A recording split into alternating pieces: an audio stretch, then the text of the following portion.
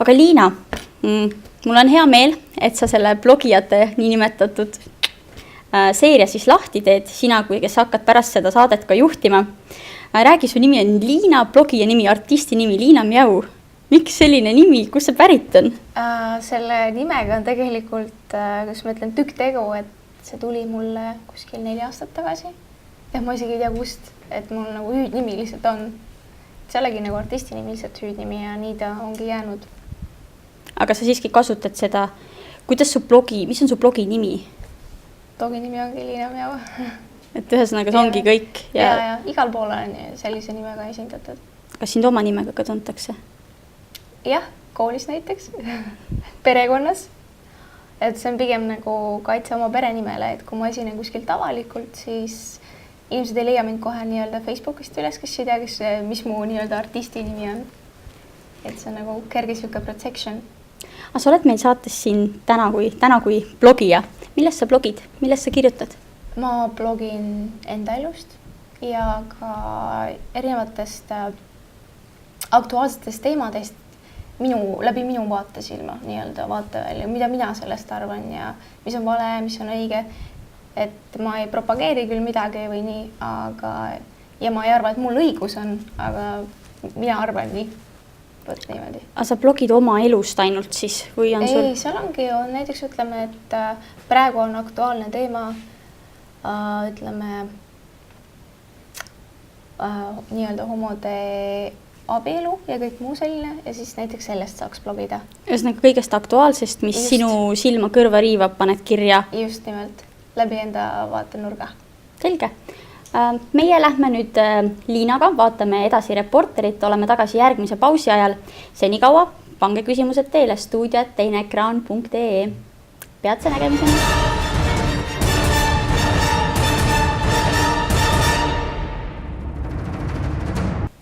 Vaatasime siin Reporteri uudiseid ja uudised on natuke külmalaadsed endiselt lumega. Kuidas sul on? Kevad juba hinges või endiselt veel vaevled talvehirmudes?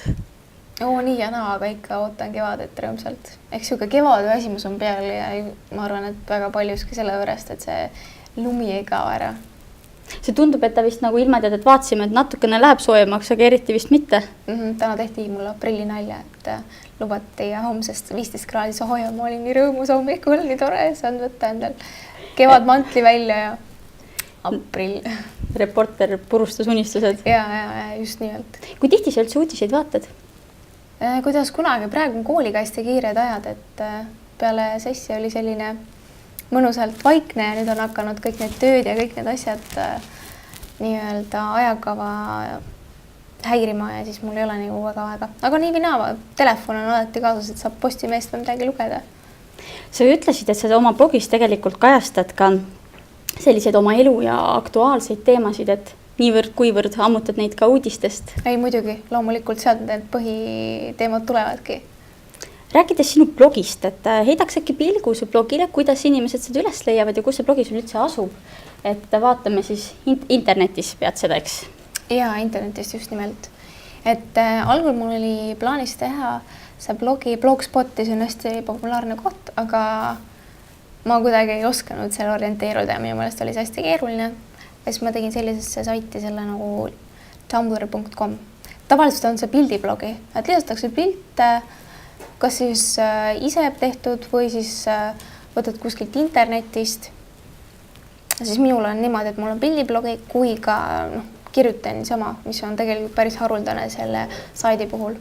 Milliseid pilte sa postitad?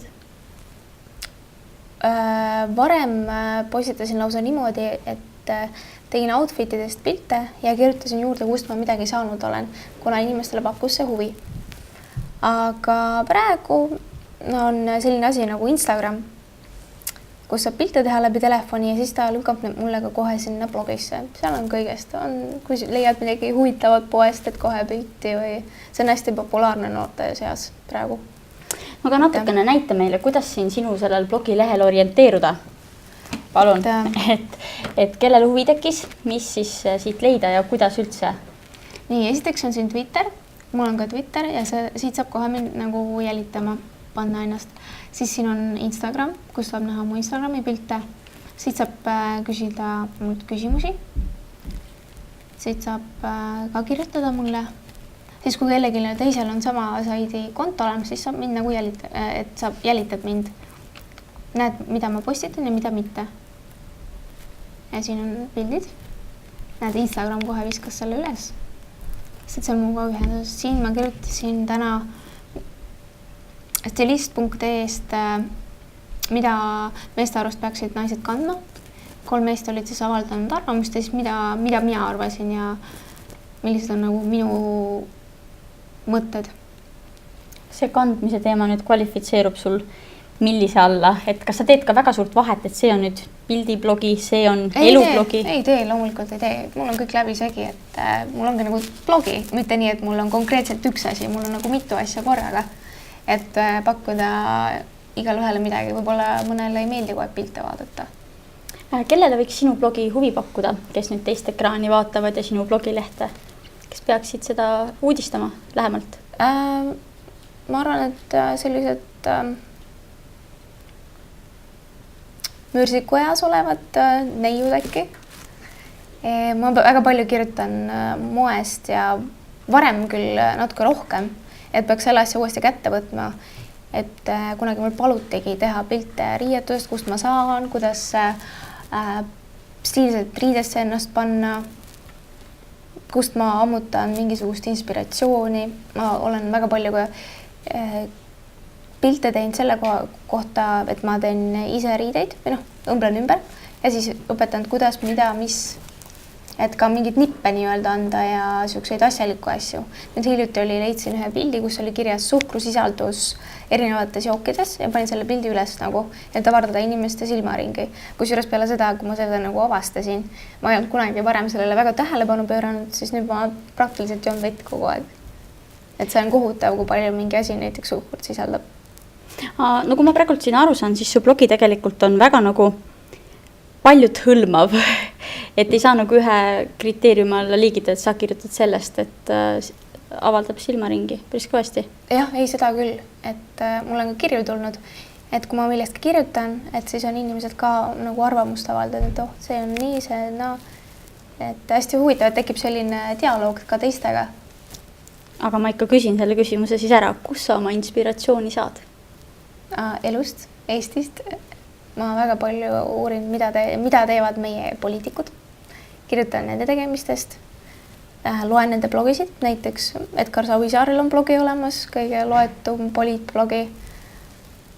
Ja on ka teisi, aga need on sellised vähem populaarsed, aga ma tean, et Edgar Savisaar kirjutab päris aktiivselt. Vaatasime siin uudistest ka natukene võrdles seal ennem rahanumbrid, et kui palju Ansip teenib ja üldse rahateema ja kõik need rahapesud ja skandaalid on olnud väga aktuaalsed viimasel ajal. Oled sa nendest ka midagi kirjutanud? Jaa, ma olen kirjutanud sellest, kui palju saavad meie inimesed Toompeal raha ja kui palju hüvesid neid peale selle veel on, igasugused taksokaardid, tasuta sõidud igale poole ja mida nad siis meile sellest vastu pakuvad. Et siuke kriitiline ülevaade nendest.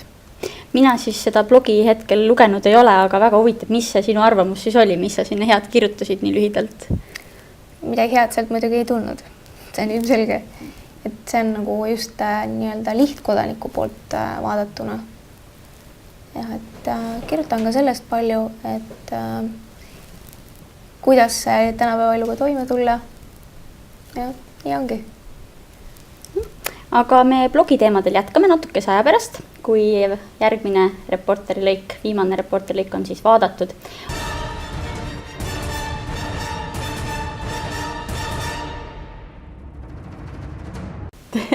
Tere tulemast tagasi teisele ekraanile. Meil oli siin väga meeleolukas 15 minutit ärapanija seltsis. Ja Liinaga vaatasime siis kohati üle võlli käivat huumorit.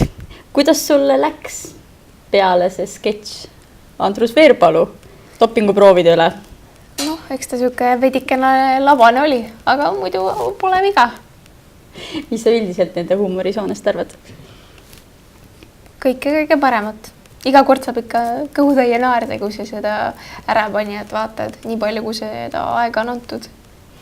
aga kas Ärapani on sinu jaoks nagu pigem saade, mida sa nagu mõnuga vaatad või pigem ei vaata? Pigem vaatan. Pigem vaatan ikka. Seal heideti nalja ka ühe tõsisema teema üle tegelikult, mis siin oli seoses küüditamise ohvrite mälestamisega Pärnus, et kuidas sa sellesse teemasse suhtud ja kas ka võis see sündmus su blogis koha leida? Jah, mul oli plaanis sellest kirjutada küll, aga ajanappuse tõttu jäi see paraku ära. Aga võib-olla ma kirjutan sellest sellepärast, et see on siiamaani väga aktuaalne teema. Minu meelest oli see väga häbiväärne tegu. Ja mul ei ole sõnu isegi. Inimesed mälestavad ja niimoodi käituda. Aga eks see IRL saab oma vitsad niikuinii kätte selle eest ka. Ma täiesti kindel selles. Liina, näitame korraks veel auhinda. Meil on siis täna väga-väga ahvatlev auhind meie aktiivsetele osalejatele. Me loodame, et keegi meile ka Skype'i teel helistab ja küsib küsimusi otse Liina käest blogimise teemadel, mis iganes need siis ka parasjagu ei oleks. Auhinnaks on siis komplekt Santa Maria hõrgutisi ja see kotitäis on tõesti rikkalik. Et kutsun üles kõiki, helistage meile, rääkige meiega. Samamoodi saatke meile küsimusi stuudio@teineekraan.ee. Me mõne aja pärast vaatame ka Liinaga seda kõike siin lähemalt ja ka Facebooki mäng. Jaga, laigi ja on võimalus minna Hispaania päikese alla. Liina, ma vaatan sulle see komplekt siin on väga hingelähedane. Ja, väga hästi. Ma armastan vürtsikat toitu ja siis siin on kõik siuksed jalopeenod näiteks. Seda tahaks isegi. Pane, jah. Igaks juhuks ära. Jah, just. Igaks juhuks ära. Räägime nüüd natuke sinu blogist veel, et me siin vaatasime, kuidas seda blogi leida, kuidas siin orienteeruda. Sa kirjutad erinevatest asjadest. Mis on sulle kõige südamelähedasem? Milline teema? Hea küsimus. Halb vastus. Ma arvan, et ikkagi see, mis siin Eestis toimub, see pakub inimestele huvi. Et kindlasti on ka teisi blogisid, kes kirjutavad nii-öelda Eesti elust ja olust, aga just, et on erinevad arvamusi ja siis kas selle pealt siis mingit malli võtta või siis vastupidi vastu rääkida. Et see on nagu mõnus mõtlemisaine teistele. Millal sa üldse blogima hakkasid? Hea küsimus. See oli vist 2 aastat tagasi, kui ma ei eksi. Kuigi mul oli varem, ma kirjutasin ka arvutisse ja mul oli päevik ja aga mul kogu aeg kripeldas see nagu, et on vaja blogi teha, kuna ma teen palju pilte ja tegelen fotograafiaga, siis ma tahtsin neid kuskil üles lisada ja arvutis nad tahtmata kas kaovad ära või tuleb veel keegi mu arvutisse ja kustutab need ära või ma ei tea, saadab neid kuhugi. Aga blogis on alati nii, et need on alati ühes kohas alles. Ja mis veel on, et ma loen palju ja ma kirjutan blogis raamatute arvustusi. Mis mina sellest arvan, kas ma soovitan seda, kui hea see on. Kusjuures sellest on ka eluline näide ja sellest on kasu olnud. Mul küsis üks tuttav, kes on hetkel gümnaasiumis, et neil oli niisugune teema, kus pidi valima ühe raamatu ja siis ütleme noorsoromaanidest ja mis võiks olla siis kohustuslik kirjandus. Ja parasjagu 11. klassis ma lugesin väga palju noorsoromaane ja sain talle soovitada, et mis põhjus see, mis seal on ja miks see just võiks olla see raamat ja ta võttiski selle raamatu ja leidsin blogist üles, kuna ma olen niivõrd palju loen, siis ma ei mäleta kõike, mida ma lugenud olen ja siis lappasin niimoodi vaikselt arhiivi ja leidsin need teosed kõik üles järjest, et sellest on nagu kasu ka, mitte niisama lõbu pärast. See on üks tagasiside, mida sa oled saanud, et kui palju sa üldse saad tagasisidet, et su blogi on olnud kellegile kasulik, kuidas see neile meeldib, mis võimalused selleks on? Mulle saab saata kirju, mulle saab kirjutada Twitterisse, mul on suhteliselt siuke avalik blogi, et inimesed leiab päris kiiresti üles, et kes tahab leida, see leiab ka. Et tagasisidet on tulnud näiteks pildide koha pealt, et on huvitavad pildid, aga on ka öeldud, et ka arvamusi avaldatud, et mis nemad arvad, et kas on nagu hea artikkel või mingi arvamus või siis tema arvab teistmoodi, et on ka siuke dialoogi tekkinud, et päris põnev. Ja mul on selle üle väga hea meel, et inimesed, kui kirjutad just mingit teiste asja, et inimesed ei ole ükskõiksed, et samamoodi elavad kaasa ja mõtlevad. Aga lihtsalt mina olen see, kes siis nagu kirjutab ka üles neid asju ja avaldab arvamust. Aga mis juhtub, kui keegi kirjutab, et ta ei ole absoluutselt sinuga nõus, kas tekib diskussioon, mis toimub? Jah, on tekkinud ka diskussioone, aga pigem on ikkagi inimesed minu poolt kui minu vastu. Ma vaatan, siin on 27 283 number on siis siin blogitablool, et mida see number sinu jaoks näitab ja kui oluline see sulle on? See näitab, ma panin selle mingi pool aastat tagasi äkki. Mul läks see täitsa meelest ära, et see näitab seda, palju mul seal blogil üldse külastajaid on, kes on käinud. Ja see oluliselt ei näita mulle midagi, kuna blogi eesmärk ei ole siin nii suurtele massidele kirjutada, aga samas ega selle vastu midagi ei ole ka. Näitab, et palju on käinud ja näitab ka seda, et palju mõnes kuus loetakse rohkem või siis vähem. Et sellega saab isegi mingit statistikat teha. Aga viimasel ajal on oluliselt suurenenud see, siis kui ma pealinna kolisin. Sa oled küll võib-olla põgusalt maininud, aga mis on ikkagi põhikanal oma blogi niinimetatud reklaamimiseks, kui sa seda üldse teed, et kas kõigest Twitter või? Jah, mina väga ei tegele enda blogi nii-öelda propageerimisega, aga enamjaolt saab Twitterist, mul on ka Facebookis üleval see igal pool mujal, et pigem see blogi teeb reklaami teistele asjadele. Et see on pigem niimoodi. Aga miks inimesed üldse blogivad? Kas nad teevad seda enda jaoks? Kellegi teise jaoks, sina nagu ma aru saan enda jaoks?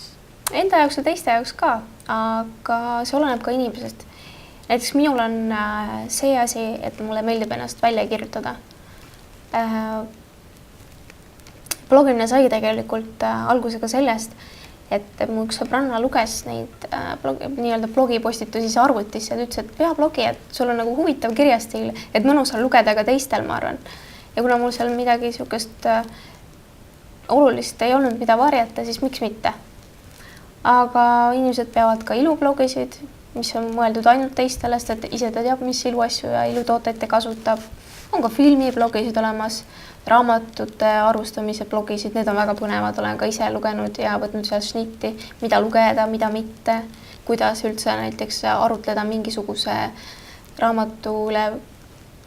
Samamoodi on ka ilust, nagu mina kirjutan. Väga paljuski ikkagi inimene tahab välja rääkida asju. Aga mis on siis peamine erinevus see, mis vanast ajast mäletame, et kes pidas päevikut, lapsena kõik isegi korra päevikut, ma arvan, igaüks on korra vähemasti päevikut pidanud, et miks sa ei kirjuta päevikut, miks sa kirjutad blogi?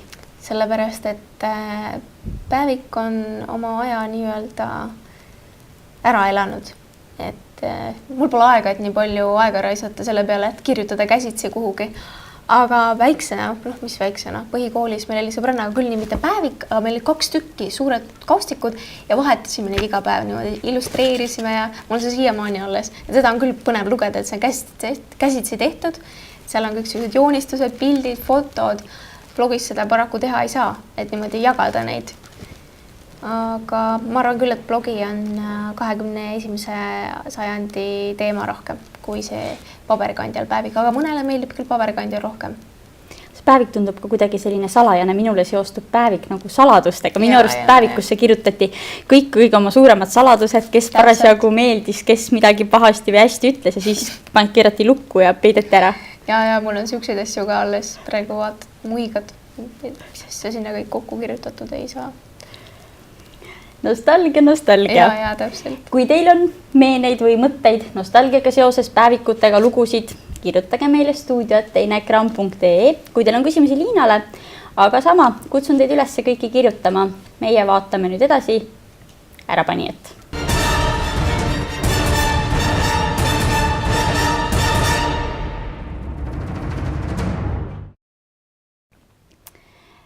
Tere kõigile! Meie oleme siis endiselt Liinaga, oleme siin teisel ekraanil ja tore, et teie ka meid vaatate.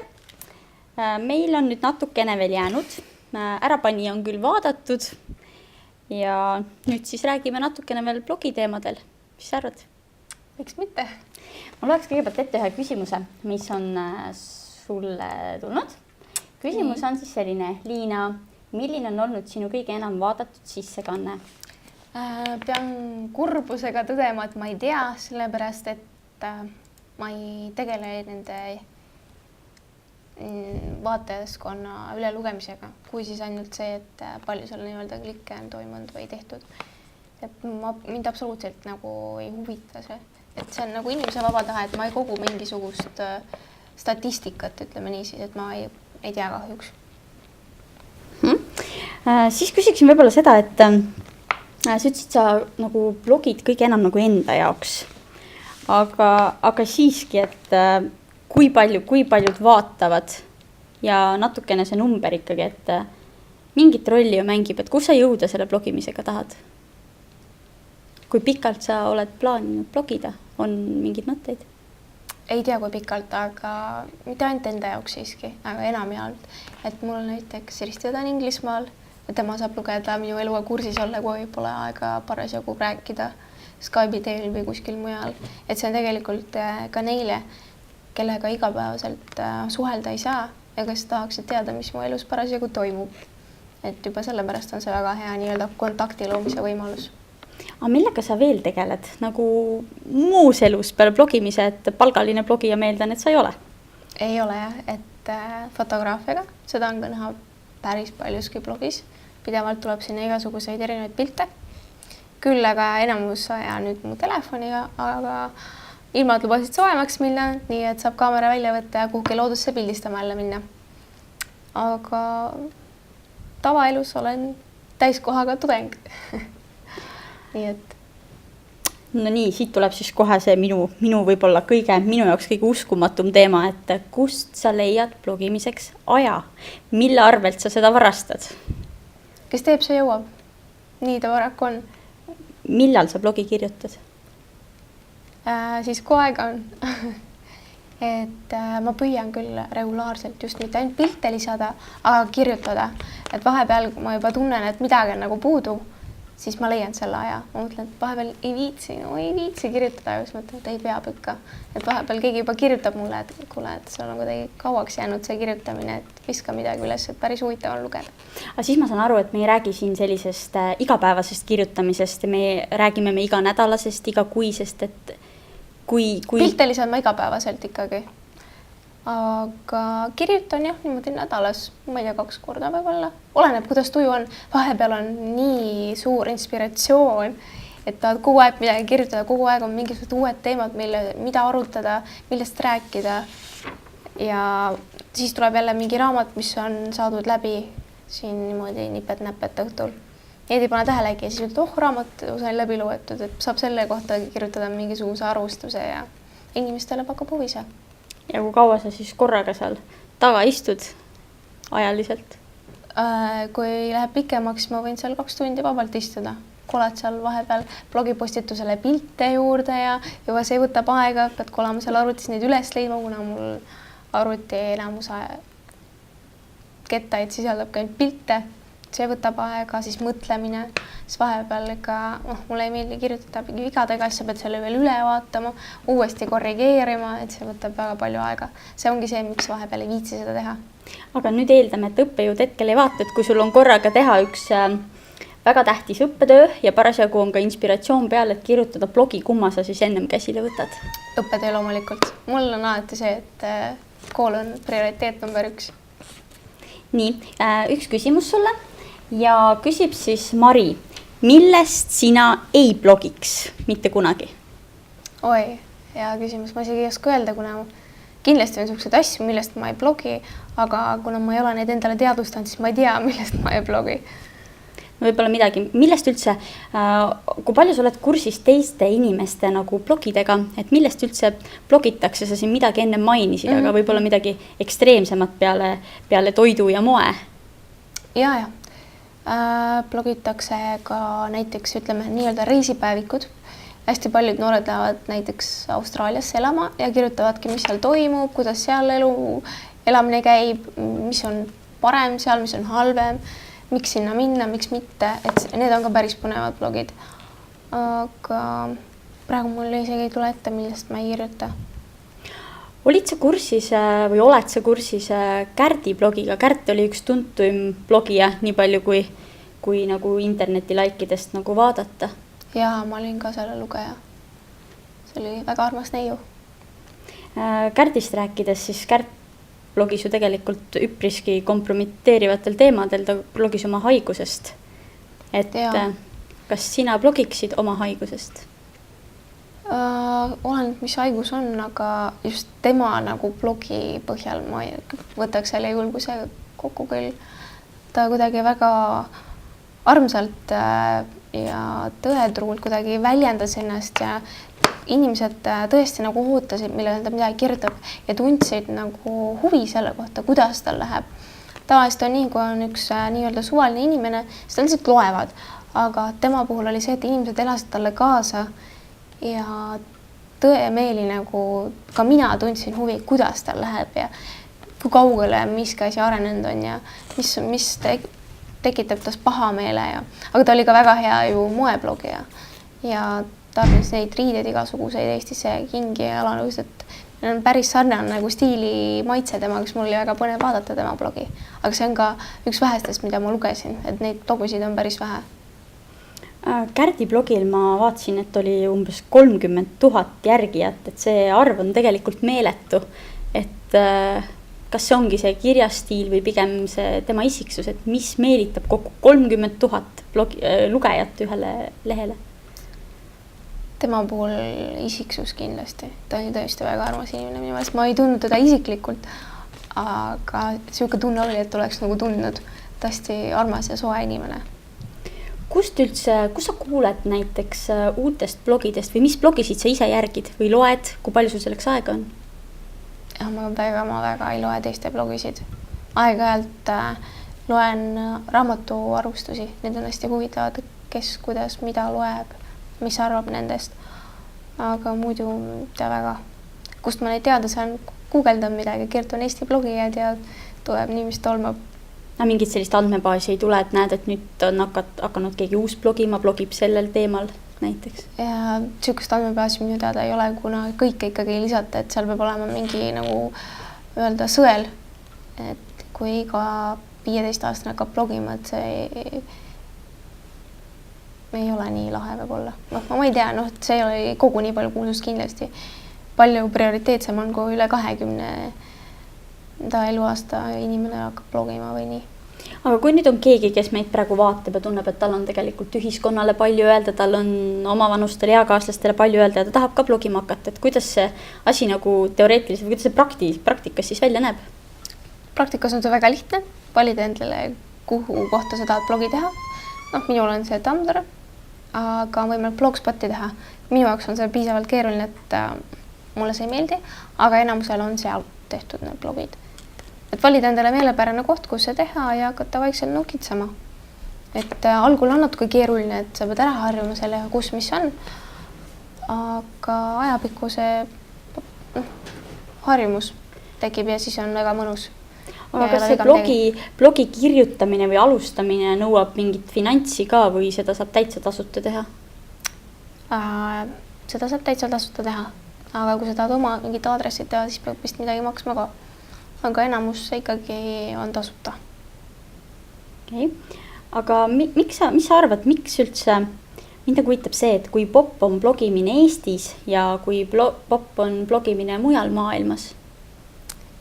Eesti kohta võib nii palju öelda, et see areneb. See on tõesti nagu tõusuteel, et kuskil 5 aastat tagasi oli suhteliselt must maa selle koha pealt, aga praegu just selle 5 aasta jooksul on neid blogijaid juurde tulnud, huvi juurde tulnud ja ma näen, et see kasvab veelgi ja veelgi ja veelgi. Aga välismaal on see muidugi tohutult popp, see on väga popp, peaaegu iga 5 äkki blogib niimoodi. Et see on niisugune huvitav statistika.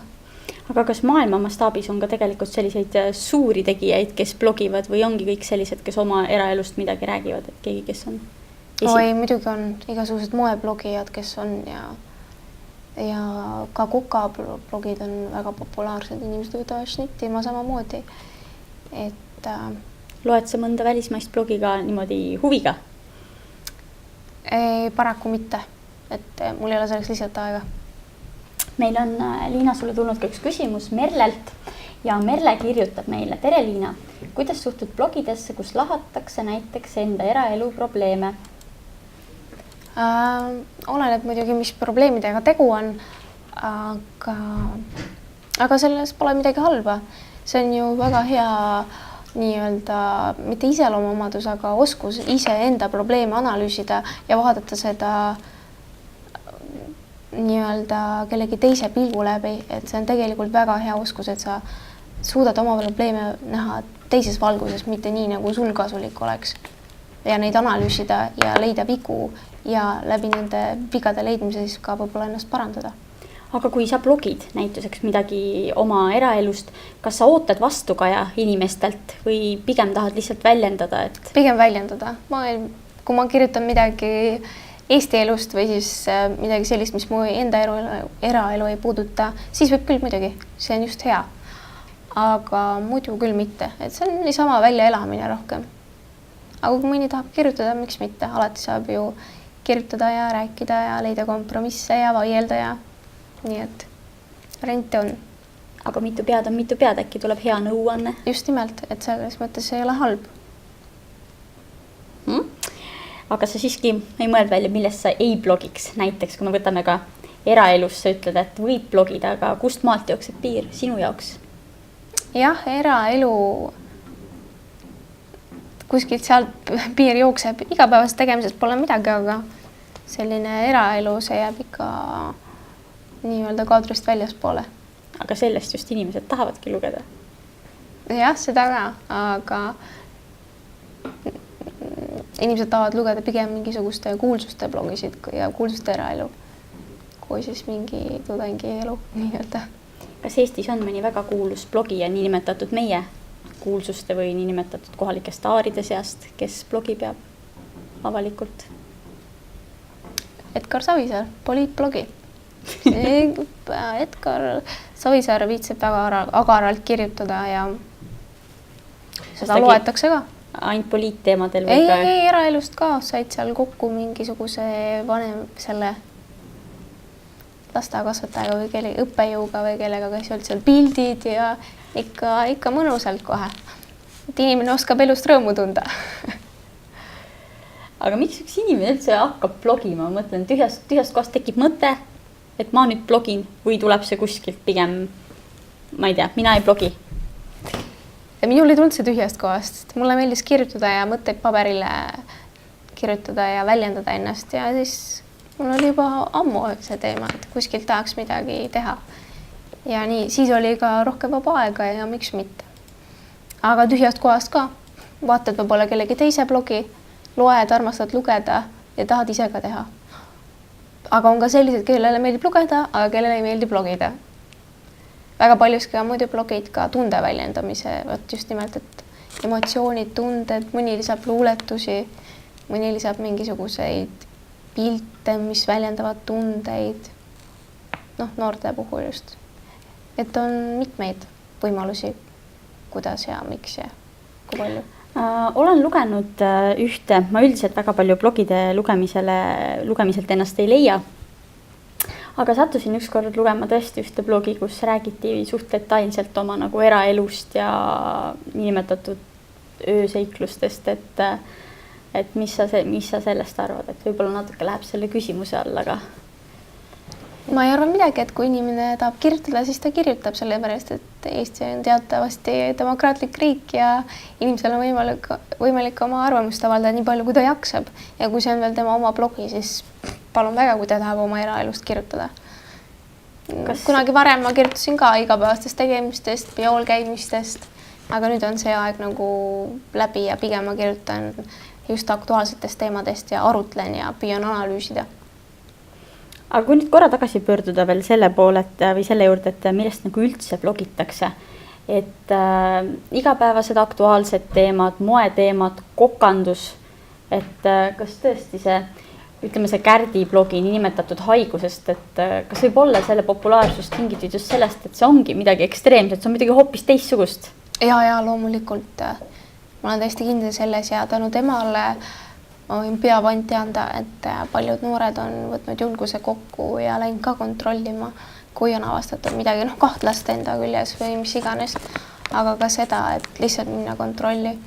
Et ta oli väga inspireeriv isiksus ja noored lugesid ja said targemaks, sellepärast et tema blogi oli just niisugune nii-öelda nippe ja tarkusi andev blogi.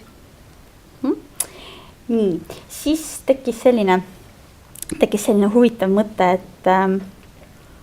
et sa ütlesid, et sa väga palju ei jõua lugeda ise blogisid, aga Edgari blogi sa loed. Ma loen niimoodi nii ja naa, vahepeal viskan pilgu peale, et mis ta seal kirjutab, aga ka mitte niimoodi igapäevaselt. Edgaril pole aega ka iga päev blogida. Ma mõtlesin küsida, et milles seisneb siis see Edgari blogi fenomen või mis on see, mida sa sealt nagu, mis informatsiooni sa enda jaoks sealt oluliseks pead? Täiesti ebaoluline informatsioon, puht inimlik uudishimu lihtsalt, aga ega ma sealt midagi targemaks pole saanud veel, aga võib-olla tulevikus saan. Aga kas Eesti poliitikud peaksid rohkem blogima? See oleneb ikka inimese vabast tahtest, kas ta tahab seda teha ja kui ta ei taha, siis ta lihtsalt ei tee seda. Et ma ei sunni sul samamoodi blogi pidama, kui sa seda ei taha. Et kui sulle meeldib, palun väga, kui ei meeldi, siis sa ei ole kohustatud seda tegema. Nii, nüüd on siis selline mõte, et me peaksime tänaseks otsad kokku tõmbama ja valima välja siis meie tänase aktiivse osaleja, kes saab kõik selle, millest me nii kaua, mille peale me siin oleme keelt limpsanud pool õhtut, aga mis meie omaks ilmselgelt ei saa. Et kellele me siis selle aktiivse osaleja auhinna anname. Kahjuks keegi ei söandab meile täna helistada, kindlasti teevad nad seda homme, aga mailisaatjate vahel siis annaksime, et mis sa arvad, et Merle kirjutas meile, siis Merle küsis blogide kohta ja eraelu probleemide kohta. Samamoodi oli meil küsimus kõige vaadatuma sissekande kohta, et mis sa arvad? See küsimus on väga hea, ma arvangi, ja Merle on väärt seda Santa Maria komplekti, mille ma raske käega talle kingiks annaks. Merle Soots, sa saatsid meile väga huvitava küsimuse. Liina tunnistas selle avalikult ja suure kadedusega parimaks ja ta annab siis selle kotitäie väärtkraami sulle ära. Kurbusega, aga väga hea meelega samas. Siinkohal ma nimetaksin veel mõned nimed, kes on siis, kellele me veel tahame auhindu anda. Varasematest saadetest juba auhinna võitnud Kristina Kungla, siis Kätlin Mägi ja Olari Leosk, et võtke meiega ühendust ja saatke meile oma kontaktid, siis me saame tegelikult kokku leppida, kuidas te oma auhinna kätte saate. Ja täna õhtuga siis on meil vaja veel üks kohustus on meil veel ja nüüd ütle mulle üks number 1 kuni 1132. Meil on vaja välja valida, loosida nüüd inimene siis, kes saab meie finaalmängu. See on 1111. 1111 ja vaatame siis, kes on see õnnelik. Nii. 1111 on meil. Inna Veisenen. Inna Veisenen, sina oled leidnud üles Facebookis teise ekraani, oled laikinud, share'inud ja ilmselgelt tahad sa minna Hispaania päikese alla. Sammuka oled sa sellele lähemal ja 19. aprill siis me selle reisiga välja loosime. Samas, palun. Nii. Meil on, Liina, sinuga veel üks väike jutt rääkida, et järgmine esmaspäev istud nüüd sina siinpool toolil ja sinu vastas istub keski väga põnev inimene. Keda sa enda järgmiseks vestluspartneriks siis ootad, et mis blogidest saab rääkida? Ma ei taha seda veel paraku öelda, siis kaob huvi ära ja tulemas on üks väga huvitav inimene. Need, kes esmaspäevast saadet vaatavad, need näevad ja kuulevad ja saavad kirjutada ja laikida ja share'ida ja blogimisest vestelda veel. Ja kui teil on juba küsimusi, siis varakult valmis olla ja saata küsimusi. Just nimelt, et alati tehke seda varem, siis on võiduvõimalus suurem. Nii et stuudio teine ekraan, kui teil ei täna midagi küsimata, pange oma küsimus teile ja järgmisel esmaspäeval istub siin teiega Liina, minu poolt aitäh Liinale, aitäh kõikidele, kes osa võtsid ja homme jälle teine ekraan teiega koos. Ilusat õhtut teile! Nägemist ka minu poolt!